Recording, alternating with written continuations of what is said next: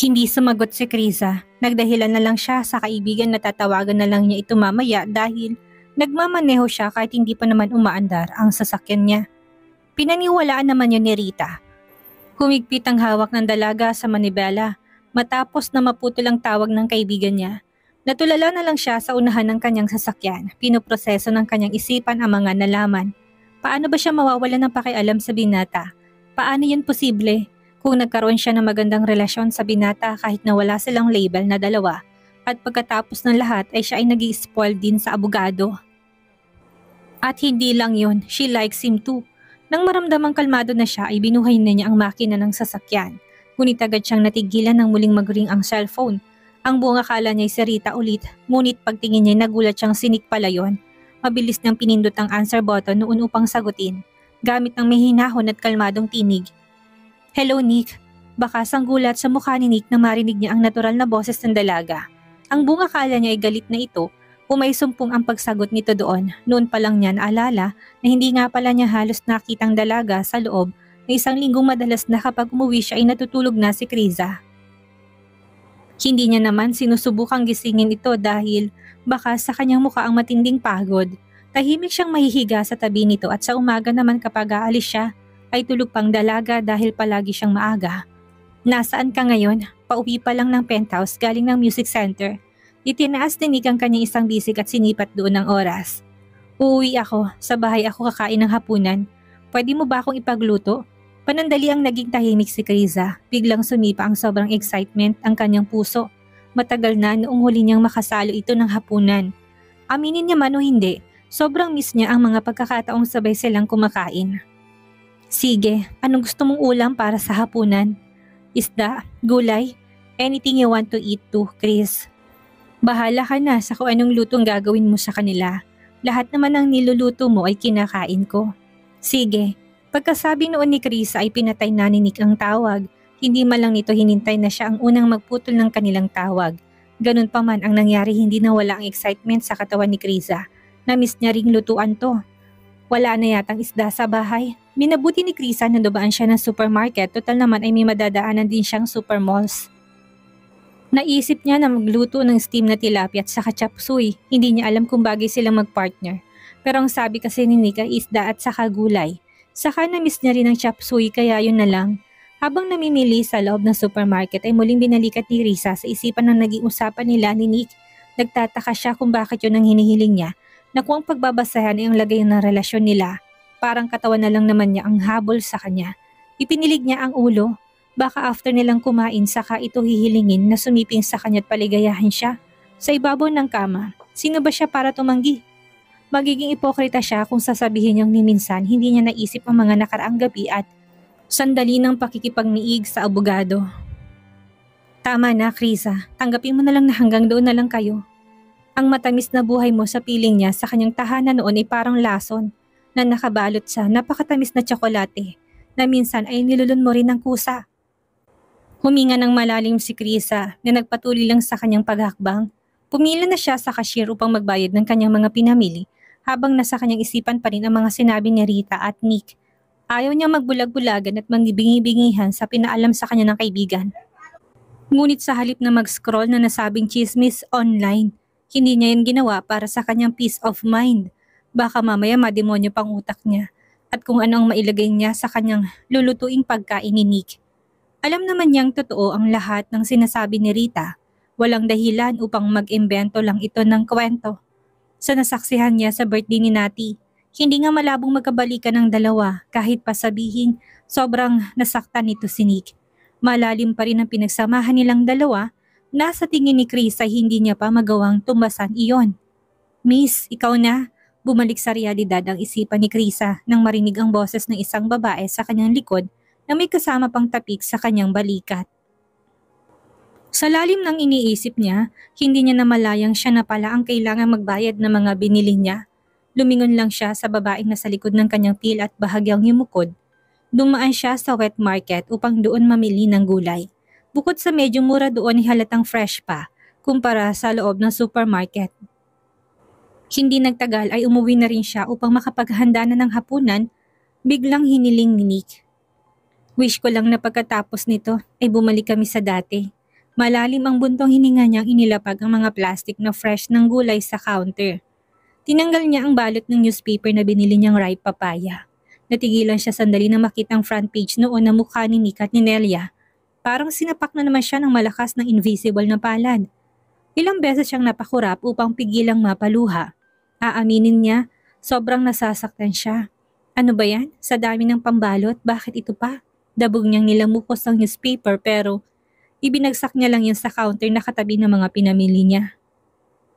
Nakasulat sa ibaba ng stolen shots nila ay mga skandal sa kanila ni Nelia na nakita umano sa isang banquet sa Vietnam. Hindi lang isa ang kuha doon, marami. Biglang na-curious si Krisa, kinuha niya ang cellphone at para magkaroon ng easy at malinaw na access sa chismis, tinype niya lang ang pangalan ni Nick at Nelia. Nasa mga sandaling iyon ay nasa Popular Now. Tama nga ang kaibigan niya si Rita dito. Marami ang lumabas ng mga stolen shots na wala sa newspaper. May mga videos pa. Humingang muli ng malalim si Krisa. Nanlalabo ng mga mata niya. Pinindot niya ang isang video upang panoorin kahit alam niyang masasaktan siya. Sa entrance ng hotel, nakasuot ng itim na evening gown si Nelia. Nakangiting nakaangklang isang kamay sa isang braso ni Nick. Sa hindi malamang dahilan ay bahagyang namumula ang gilid ng mga mata ng babae na halatang kanina pa siya umiiyak. Bahagyang lumingon si Nick, na-scan ng kamera ang kalahati ng mukha niya, pero kitang-kita ni Krisa ang puot at awa sa mga mata ng abogado na batid niyang para kay Nelia yon. Kung ano ang dahilan, wala siya doong kaalam-alam kung bakit umiyak. Tama na, Krisa. Ano bang ginagawa mo? Magluto ka na? Mariing utos niya sa kanyang sarili. Bagamat inutusan ni Krisa ang sarili na tama ng panonood sa video ay gumalaw na. Hindi pa rin siya natinaw sa harap ng cellphone na parabang may glue na nakapag sa kanya upang manatili dito. Ilang beses niyang inulit-ulit panoorin ang video na tila ba may magbabago pa doon. Kung sakaling gawin niya yon. Nang mahimasmasan siya na para siyang tanga, nananakit ang buong katawan niya, pati na ang muscles niya, yung tipong para siyang lalagnatin. Sumama kasi ang pakaramdam niya, hindi lang ang loob niya nang dahil sa kanyang napanood. Kinusot niya na ang mga mata. Muling napahinga na naman ng malalim, buti na lang at nasa kamusmusan pa lang ang damdaming nararamdaman niya para kay Nick na pwede niyang baguhin at pwede niya pang kontrolin kung pipilitin. Hindi pa yun gaanong masakit, eka nga. Ano ka ba naman, Krisa? Huwag mo na kasing pansinin yan. Muling kastigo niya sa kanyang sarili upang iwaglit lang ang nilalaman na napanood niyang video. Ibinaba niya ang kanyang cellphone at hinarap ng mga dapat niyang gawin. Hindi gusto ni Nick ang mga pagkain na maraming mantika, kung kaya naman steam na tilapia ang kanyang lulutuin. Lalagyan niya lang yon ng pampalasa at okay na. Mas malinamnam din yon kumpara sa ibang mga luto at hindi rin malangsa. Matapos na linisan at lagyan ng mga pampalasa ay sinalang niya na yon. Gumawa rin siya ng chicken stewed soup. Bukod pa doon ng chop suey na dinamihan niya ng chicken liver at nilagang itlog ng pugo dahil favorite din yun ni Nick. Habang nagluluto iniisip na rin niyang magiging reaction ni Nick. Pangiti-ngiti ng maliit na inabala niya ang kanyang sarili sa paglulutot ng matansya niyang okay ng lasay unti-unti na niyang hinugasan ang mga naging kalat niya habang hinihintay na maluto ang nakasalang pa. 8:00 na halos ng gabi nang matapos siya. Ilang beses niyang sinulyapan ang pinto, nakatambay na siya sa living room at hinihintay na lang ang pagdating ni Nick. Umaasa na anytime soon ay magbubukasyon at iluluwanan nitong abogado. Sinulyapan niya na rin ang cellphone, pinagminilayan niyang mabuti kung tatawagan niya bang abogado o hindi. Baka kasi makaistorbo naman siya sa binata. Iniisip niya rin na baka nasa biyahe na ito pa uwi ng penthouse. Baka may inasikaso pa siya kung hindi naman ay traffic. Muli siyang huminga ng malalim, nagawa na niyang ihain ang mga pagkain na kanyang nilutod nilagyan na lang niya ng takip. Ang hindi pa lang niya sinasandok ay ang kanin dahil lalamig ito at saka ang soup. Pero yung gulay at steamed fish ay nasa plate na. Inihanda na niya mamaya ng kaunti na lang ang gagawin niya pagdating ni Nick at habang nagpapalit ito ng damit. Muli niyang sinulyapan ng screen ng cellphone. Medyo nag-alala na siya kung bakit wala pa ito. Alam niyang tansyado ng abogado ang oras ng pagluluto niya. Imposibleng hindi dahil dati dumarating to saktong patapos na siyang magluto. Baka kung napano na siya habang pauwi dito. Mahinang sambit niya, sobrang nag-aalala na. Kulang na lang ay mabitawan ni Chris ang kanyang phone nang tumunog yon. Kumabog ang puso niya nang makitang rehistrong pangalan ni Nick dito. Nagdadalawang isip siya kung sasagutin niya ba. Nick, nasan ka na? Pasensya na Chris, hindi pala ako makakauwi ng dinner ngayong gabi. May biglaan akong appointment but I'll be home later. Uuwi pa rin ako at kakainin ang niluto mo. Kaya lang, huwag mo na akong hintayin. Mauna ka nang kumain, okay?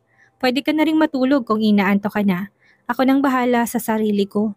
Bumagsak ang energy level at magkabilang balikat ni Krisa nang dahil sa sinabi nito. Hindi niya alam kung saan nanggaling ang kanyang nararamdamang pagdududa. Ngunit may bumubulong sa kanyang isipan na may iba pang nangyari sa binata. Tapos ang babaeng sinalya na naman malamang ang dahil noon. Ganun pa man ay hindi na lang siya nag-usisa kung tama bang kanyang naiisip. Sasabihin din naman ni Nick kung ano yun kung sakaling gusto niya. Napatingin siya sa dining table. Nasayang lang ang effort niya. Hindi rin naman pala niya makakasabay kumain ngayon ang abogado. Excited pa siya. Sige, kung sakaling hindi mo kaya mag-drive ng sasakyan pa uwi, pwede kang mag-hire ng designated driver. Huwag mong pilitin ang sarili mo. Kalmadong tugon ni Krisa kahit nahahati ang kanyang puso sa ilang piraso. Nang dahil sa binata, ay nagawa niya pa talagang sabihin yon. Sobrang na-guilty doon si Nick, nakagat na niya ang pang-ibabang labi. Dama niya ang lungkot sa tinig ng dalaga, ngunit hindi niya yon pinansin. Isiwan na lang bahala niya lang ito, pilit na winaksi sa pandinig. Sige. Sa wakas ay nagawang sabihin yun ni Nick. Si Krisa na ang kusang pumutol ng tawag. Ilang minuto siyang nanatili sa sofa at kapag dakay tinungo na rin ang kusina. Mabagal siyang kumain na mag-isa. Medyo naiiyak siya sa tagpong iyon. Ngunit isinaksak niya sa kanyang sarili na baka mas importanteng gagawin ni Nick. Kung kaya hindi na ito makakauwi, kailangan niya itong intindihin. Mamaya pag-uwi nito'y malalaman din naman niya ang dahilan. At saka marami pa namang pagkakataon, hindi lang naman ang gabing iyon. Hindi niya kailangang magtampo. Para kang si Rakaiza, hindi na ito bago sa'yo. Anong kinakalungkot mo? Umayos ka nga. Hindi halos nagalaw ni Chris ang piraso ng steamed fish na para sa kanya. Hindi niya naubos ng kabiyak noon. Ngunit para mapaniwala niya si Nick na kumain siya ay kailangan niyang patunayan na kinain niya yun at nasa lalagyan ng tinikang isda niya. Hindi niya yan maikakaila dahil kinuna niya pa ito ng picture at pinadala niya kay Nick. Malamang bilang niya ng binata, nilagay niya yun sa plastic upang dalhin sa ibaba ng penthouse. May mga stray cat doon na nag-aabang ng mga tira-tirang pagkain. Sila na lang ang bubusugin niya ng pagkain hindi niya kayang ubusin sa gabing iyon. Hindi ko naman sasayangin sa pamamagitan ng pagtapon. I-share ko lang naman sa mga hayop na nasa ibaba nang mabusog sila. Sabit ni Krisa na nilagyan pa ng kanin ang laman ng tilapia na matyagang hinimay niya. Kaya hindi ito pagsasayang ng pagkain. May mabubusog akong ibang nilalang. 11:30 na nang makauwi si Nick. Masyado nang late iyon. Papunta na sana siya sa may elevator nang maispatan niya ng tingin ng pamilyar na bulto ng katawan ni Krisa na nasa may garden ng building. Sa bandang iyon ay may mga stray animals. Napatras ang binata na makita niyang tumayo na sa pagkakaupo ang dalaga. Nakita niyang may ilang pusa dito na binigyan niya ng konting pagkain. Pinakain niya sa mga ito ang dinner namin. Puno ng pagtatakang tanong niya gamit ng mababang boses. Hindi pa rin siya umalis sa kanyang kinatatayuan doon. Batid niyang may mga pinapakain si Krisa na stray animals sa ibaba ng building. Noong una nga ang akala niya ay aso yon, ngunit mga pusa pala ito. 3 kuting, isang itim, isang ginger, at isang kulay puti na sa tingin niya ay magkakapatid sila. Hindi man lang siya nagsuot ng jacket, ang lamig ng hangin. Hindi man lang niya inisip na maaari siyang dapuan ng sakit.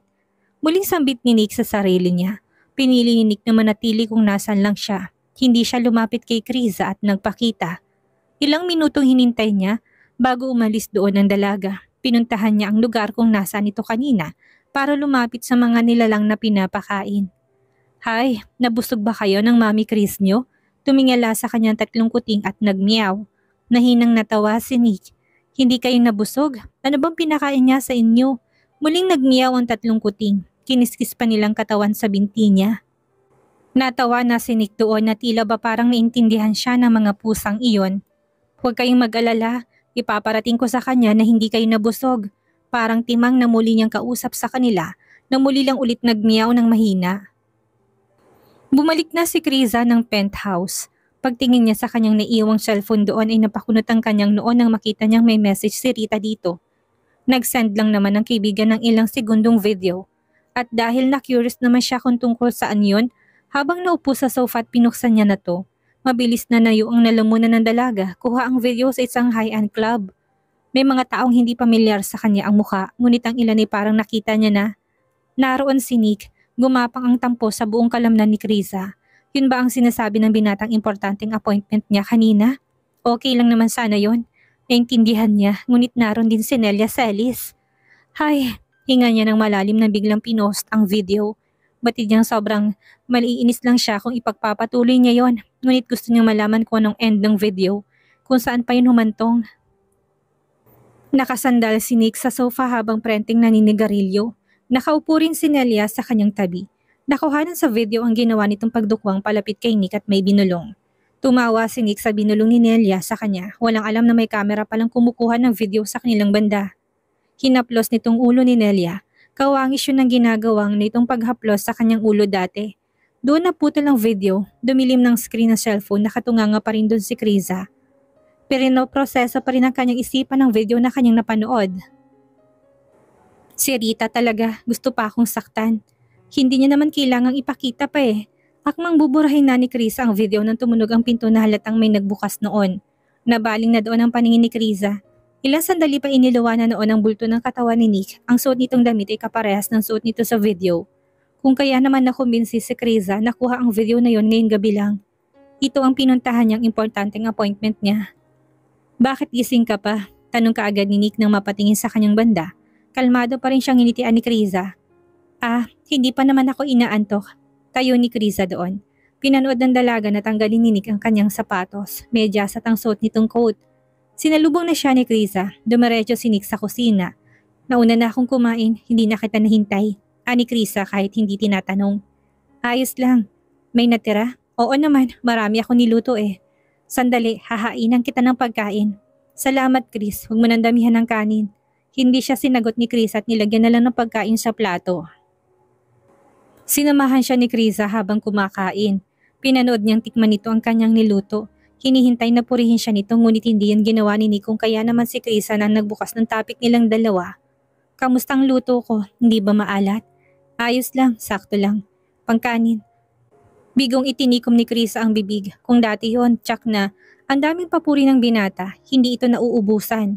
Pero ngayon parang napipilitan na lang itong purihin siya. Hindi mo ba ako tatanungin, Chris?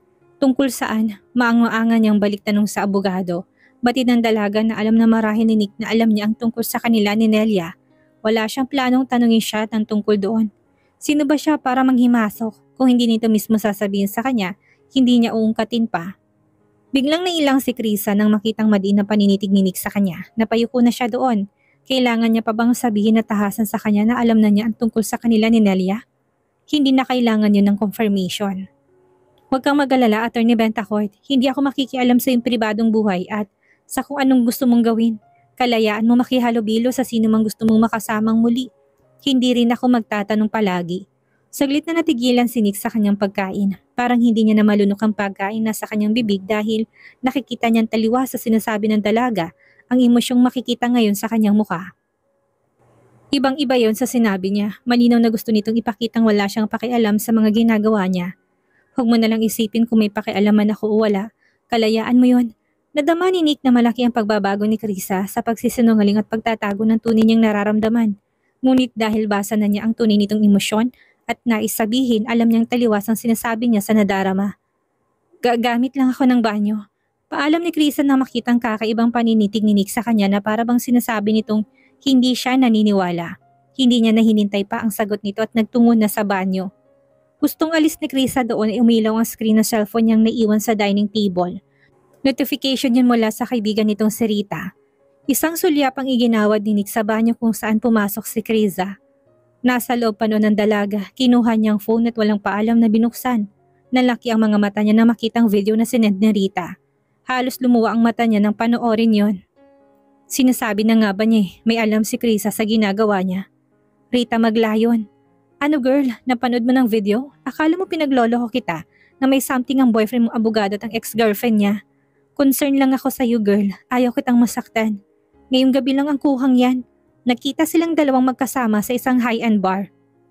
Nick Bentacourt at Nelia Celis, o baka sabihin mo na namang gumagawa na naman ako ng kwento.